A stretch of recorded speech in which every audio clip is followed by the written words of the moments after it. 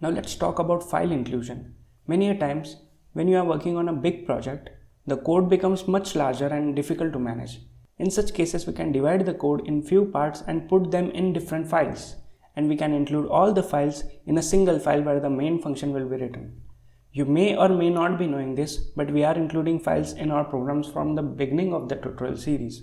The hash include you see on the top of your code, that's what we call file inclusion. You see the functions we use, the printf, the scanf. These function prototypes are present in this stdio file. So here's the basic syntax for including file.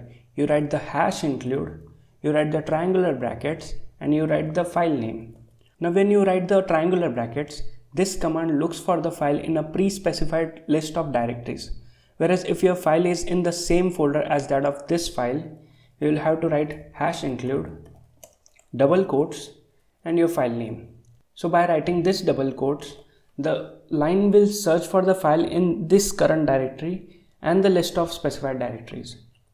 When you create a project in code blocks, the IDE gives you a workspace structure at the left tab where all the files you write are placed in the same directory under sources. And the best thing about it is that all the files you write are pre-included, hence you don't need to include them yourself. So I have created a file here called myfunc.c. This file has this add2number function which returns addition of two numbers. Now if I use this function in main, the code blocks IDE will automatically add the myfunc.c file and this function will work. So as you can see, the add2number function is printing 11. So 5 plus 6 is 11. So that's it for this tutorial. See you later.